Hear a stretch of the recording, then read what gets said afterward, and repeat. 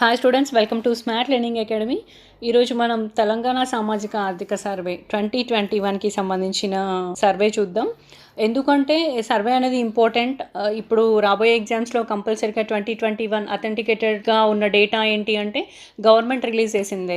So అది మనకి ఏ ఎగ్జామ్లో తీసుకున్నా 12 మార్క్స్ వచ్చే ఛాన్సెస్ ఉన్నాయి. అటు ఎకనామిక్స్ పరంగా కావచ్చు, లేకపోతే జోగ్రఫీ పరంగా కావచ్చు. తెలంగాణ స్కీమ్స్, వెల్ఫేర్ స్కీమ్స్, సేవారంగం, పరిశ్రమలు ఇవన్నీ తీసుకుంటే కంపల్సరీగా రీసెంట్ డేటాని అడగడానికి ఛాన్సెస్ ఉంటాయి. కాబట్టి మనం ఆల్రెడీ 2020కి చెప్పుకున్నాము, లాస్ట్ ఇయర్ ప్రీవియస్ వీడియోస్లో ఉంటాయి. దాన్ని ఇప్పుడేంటి అంటే 2021కి సంబంధించిన వీడియోస్ కూడా చూద్దాం. దెన్ ఇందులో వచ్చేసేసి 15 టాపిక్స్ అనేది ఉన్నది. ఫస్ట్ వన్ వచ్చేసి ఇందులో స్థూల ఆర్థిక ధోరణులు, దెన్ ప్రభుత్వ విత్తం, పబ్లిక్ ఫినాన్స్ అనేసి అంటాము. థర్డ్ వన్ వచ్చేసి వ్యవసాయం, అగ్రికల్చర్ అనేసి అంటాము. ఫోర్త్ వన్ పరిశ్రమలు, ఫిఫ్త్ సేవారంగం, సెవెంత్ మౌలిక వసతులు, ఇన్ఫ్రాస్ట్రక్చర్ ఫెసిలిటీస్, దెన్ ఎయిత్ ఆరోగ్యం, నైన్త్ మాతా శిశు సంరక్షణ, 10th విద్యారంగం, 11th సంక్షేమం, అడవులు మరియు పర్యావరణం, పంచాయతీరాజ్ మరియు పల్లె ప్రగతి, urban development and governance. So ఈ 15 టాపిక్స్ని మనం రోజుకొక టాపిక్ని చూద్దాం. సో ఫస్ట్ వచ్చేసేసి స్థూల ఆర్థిక ధోరణులు. ఈరోజు కొంచెం నేను బ్రీఫ్గా ఇంట్రొడక్షన్ ఇస్తాను, చూడండి ఒకసారి. Macro economics trends. స్థూల ఆర్థిక ధోరణులు అంటే ఏంటి అంటే మన తెలంగాణ గవర్నమెంట్కి సంబంధించిన 2021లో మొత్తం ఎకానమీ పరంగా తెలంగాణ గవర్నమెంట్ ఎట్లా ఉంది, జిఎస్డిపి ఎంత, జిడిడిపి ఎంత, తెలంగాణకి ఎంత ఖర్చు ఉంది అనేసి ఇదంతా ఎకనామీ పరంగా వచ్చే ఖర్చులన్నీ దీంట్లో ఉంటాయి, అది చూద్దాం. దెన్ 2020-21కి సంబంధించిన జిఎస్డిపి ఏంటి అంటే 9.78 lakh crores అనేది మనకు ఉంది. గ్రాస్ స్టేట్ డొమెస్టిక్ ప్రోడక్ట్ అనేసి అంటాం అనమాట. దెన్ పర్ క్యాపిటల్ ఇన్కమ్ వచ్చేసేసి 1.78 times higher than the national per capital income. So national లెవెల్లో కంటే తెలంగాణ అనేది 1.78% అనేది ఎక్కువగా ఉంది. సో తెలంగాణకి ఈ మధ్యలో కోవిడ్ పాండమిక్ సిచ్యువేషన్స్ చూసుకుంటే -1.26 అనేది గ్రోత్ రేట్ మనది ఉంటే, ఇండియాది వచ్చేసేసి -8.00 ఉంది. సో -8 అనేది ఇండియాకి ఉంటే తెలంగాణకు వచ్చేసరికి -1.26. అంటే కంపారిజన్స్ అనమాట. ఇక్కడ ఏం చూస్తాము, మ్యాక్రో ఎకనామిక్స్ ట్రెండ్స్లో మొత్తం ఏం చూస్తాము అంటే కంపారిజన్స్ చూస్తాం. ఇండియాకి తెలంగాణకి ఎంత ఉంది, గ్రోత్ రేట్స్ పరంగా, పర్ క్యాపిటల్ ఇన్కమ్ పరంగా ఇవన్నీ ఎలా ఉన్నాయి అనేసి చూస్తామన్నమాట.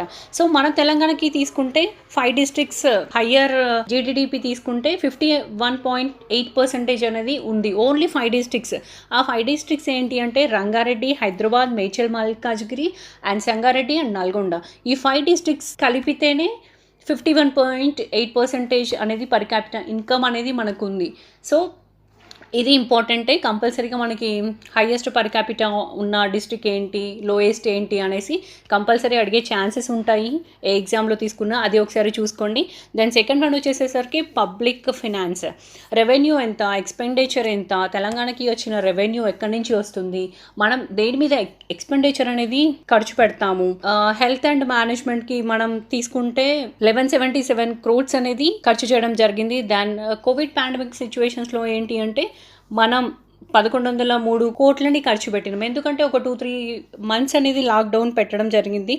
సో ప్రజలకి అవసరం ఖచ్చితంగా రేషన్ ఉంటుంది కాబట్టి పేద ప్రజలకి రేషన్ కార్డు ద్వారా అందించడం జరిగింది అన్నమాట, కావాల్సిన సరుకులని. సో అప్పుడు ఖర్చు పెట్టారు. సో రెవెన్యూ ఏంటి, ఎక్స్పెండిచర్ ఏంటి, ఆ ఇయర్లో మనం ఎక్స్పెండిచర్ చేసిన ఖర్చు మొత్తం ఎందులో ఉంటుంది అంటే పబ్లిక్ ఫినాన్స్లో ఉంటుంది అనమాట. నెక్స్ట్ వచ్చేసేసరికి అగ్రికల్చర్ తీసుకుంటే అగ్రికల్చర్ అనేది బిఫోర్ ఇయర్స్కి పోలిస్తే కొంచెం అనేది ఇంక్రీజ్ అయింది. Because of Rythu Bandhu scheme కానీ, మిషన్ కాకతీయ కానీ, 24 గంటల కరెంట్ కానీ, ఇవన్నీ కంపల్సరీ తెలంగాణ గవర్నమెంట్ రైతులకి కొంచెం మేలు చేసిందనే చెప్పుకోవచ్చు. సీడ్ సబ్సిడీ ఇవ్వడం, దెన్ ఫెర్టిలైజర్స్ని ఫ్రీగా ఇవ్వడం, కంపల్సరీగా అయితే ఎంతో కొంత రైతులకైతే మేలు జరిగింది. సో వ్యవసాయం కూడా క్రాప్స్ డెన్సిటీ ఎంత ఉంది అనేసి కూడా మనం 2021కి సంబంధించిన అన్ని ప్రోగ్రామ్స్ ఏమన్నా రీసెంట్ స్టార్ట్ చేసిన, రైతు బీమా కూడా స్టార్ట్ చేశారు. సో ఆ ప్రోగ్రామ్ గురించి కూడా మనం వ్యవసాయంలో చర్చించుకుంటాం అనమాట.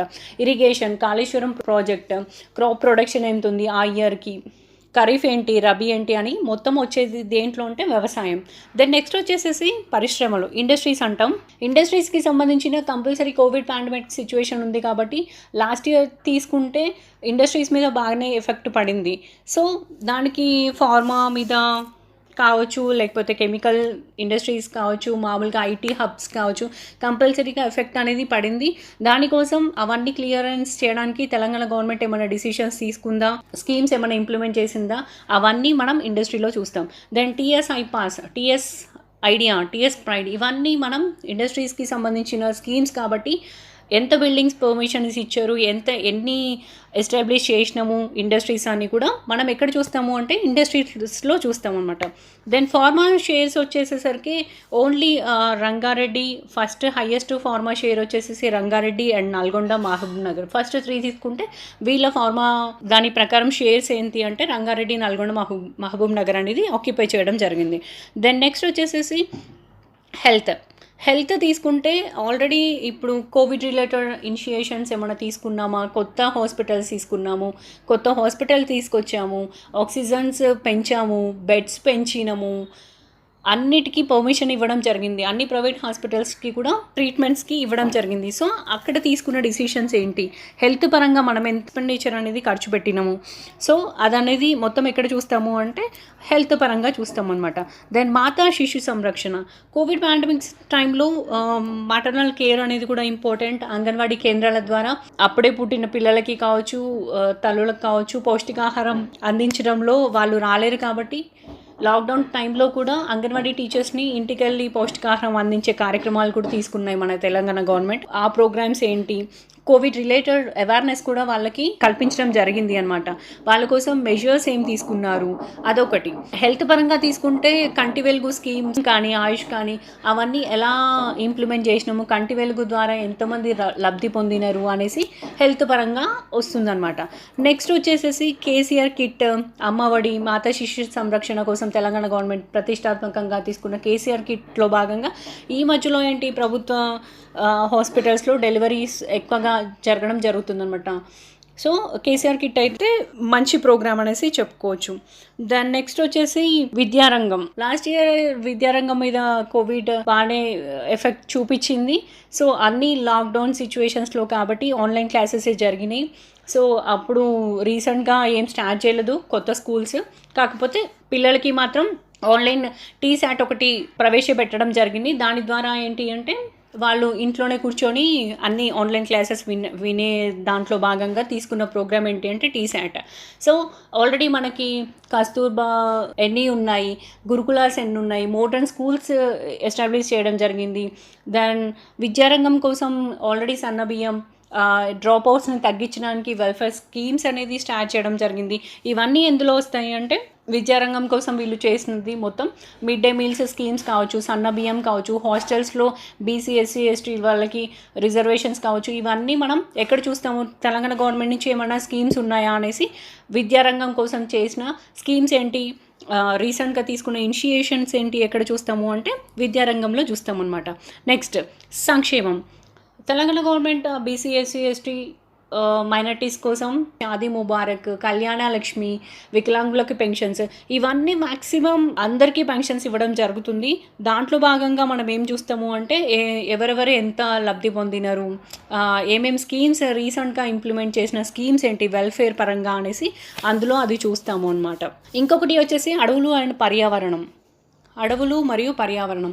ఇందులో భాగంగా ఫారెస్ట్ అండ్ డెవలప్మెంట్లో భాగంగా మనం తెలంగాణ ప్రభుత్వం ప్రతిష్టాత్మకంగా తీసుకున్న ప్రోగ్రామ్ ఏంటి అంటే హరితహారం. ప్రజెంట్ మన తెలంగాణ గవర్నమెంట్కి సంబంధించిన ఫారెస్ట్ కవర్ ఎంత ఉంది అంటే 24% ఉంది. 24% నుంచి 33%కి కంపల్సరీగా తీసుకువెళ్లాల్సిన అవసరం ఎంతైనా ఉంది. చెట్లను పెంచాలి కాబట్టి హరితహారం కార్యక్రమం అనేది మనం తీసుకున్న ప్రోగ్రామ్. సో దాంట్లో భాగంగానే ఎవ్రీ ఇయర్ కొన్ని మొక్కల్ని నాటడం జరుగుతుంది. టోటల్ హరితహారంలో భాగంగా ఎన్ని మొక్కల్ని నాటాలి అంటే 230 crores మొక్కల్ని నాటడం జరుగుతుంది అన్నమాట ఎవ్రీ ఇయర్ కొంత. సో ఇంకొకటి వచ్చేసి పంచాయతీరాజ్ అండ్ మరియు పల్లె ప్రగతి. సో పంచాయతీరాజ్ యాక్ట్ ఎప్పుడు వచ్చింది? 2018 పంచాయతీరాజ్ యాక్ట్లో భాగంగానే పల్లె ప్రగతి కూడా స్టార్ట్ చేయడం జరిగింది. సో పల్లె ప్రగతిలో ఏం చేస్తారు అంటే వాళ్ళకి కొన్ని పల్లెలకి infrastructure facilities, sanitization, tree cover ఇవన్నీ ఉండవు కదా. సో అవన్నీ చేసే దాంట్లో భాగంగా స్టార్ట్ చేసిన ప్రోగ్రామ్ ఏంటి అంటే పల్లె ప్రగతి. ఇందులో కొంత అమౌంట్ అనేది ఇవ్వడం జరుగుతుంది ఇన్ఫ్రాస్ట్రక్చర్ కోసం. శానిటైజేషన్ ప్రోగ్రామ్స్ శానిటైజేషన్ అనేది పల్లెలలో మనం చూస్తాం కదా, సరిగా ఉండదు. సో దానికోసం కొంచెం కేటాయించి ఆ పల్లెల్ని కూడా మంచిగా తీర్చిదిద్దాలనే ఉద్దేశంతో స్టార్ట్ చేసిన ప్రోగ్రామ్ ఏంటి అంటే పల్లె ప్రగతి. నెక్స్ట్ వచ్చేసేసి అర్బన్ డెవలప్మెంట్లో భాగంగా మనకి పట్టణ ప్రగతి అనేసి స్టార్ట్ చేసినారు అనమాట. సో పట్టణ ప్రగతి కింద కూడా శానిటైజేషన్ అండ్ వేస్టేజ్, అర్బన్లో బాగా వేస్టేజ్ అనేది ఉంటుంది. దెన్ హౌసింగ్ హోల్స్ కోసం తీసుకున్న దేంటి, మన వర్షాలు వచ్చినాయి లాస్ట్ ఇయర్, హైదరాబాద్లో అయితే చాలా మునిగిపోయినాయి అనమాట. దానికోసం ఏమైనా రీసెంట్గా తీసుకున్న ఇనిషియేషన్ ప్రోగ్రామ్స్ ఏమున్నా ఉన్నాయా అనేసి కూడా చూస్తాం. దెన్ పావర్టీ, పల్లెలలో కంటే పట్టణాలలో బాగా పావర్టీ అనేది ఉంది. సో పావర్టీని తగ్గించడానికి తీసుకున్న స్కీమ్స్ ఏంటి, 5 రూపీస్ భోజనం కానీ, హైదరాబాద్ చుట్టుపక్కల పావర్టీ కోసం తీసుకున్న డిసిషన్స్ ఏంటి అనేసి అక్కడ చూస్తాం. నెక్స్ట్ గవర్నెన్స్, పరిపాలనా సౌలభ్యం కోసం మన తెలంగాణ గవర్నమెంట్ అనేది అన్ని డిస్ట్రిక్ట్స్ని డివైడ్ చేయడం జరిగింది. లాస్ట్ 31 ఉంటే ఇప్పుడు 33, నారాయణపేట అండ్ ములుగు కూడా ఆర్డర్స్ వచ్చాయి కాబట్టి ఇప్పుడు 33 డిస్ట్రిక్ట్స్ అయినాయి. సో గవర్నెన్స్ అనేది ఎలా ఉంది, రీసెంట్గా స్టార్ట్ చేసిన ధరణి పోర్టల్లో భాగంగా ఈ మధ్యలో అందరికీ రైతులకి ఇంతకుముందుకు పాస్బుక్ కోసం చాలా డేస్ వెయిట్ చేసేవాళ్ళు, బట్ ఈరోజు ఓన్లీ 1 డేలో వచ్చేస్తుంది. సో అది కూడా గవర్నెన్స్లో భాగంగా తీసుకున్న మంచి డిసిషన్ అని చెప్పుకోవచ్చు. దెన్ మీ సేవ ద్వారా కూడా చాలామందికి యూటిలైజేషన్ అవుతుంది. సో మొత్తం వచ్చేసి 15 అండి. తెలంగాణ సామాజిక ఆర్థిక సర్వేలో ఉన్న టాపిక్స్ మొత్తం 15. మనం ఈరోజు జస్ట్ బ్రీఫ్ ఇంట్రొడక్షన్ ఇవ్వడం జరిగింది. నెక్స్ట్ వచ్చే దాంట్లో ఏంటి అంటే ఒక్కొక్క టాపిక్ తీసుకొని దాంట్లో మొత్తం డేటా రిలేటెడ్ చెప్పుకుందాం. Thanks for watching.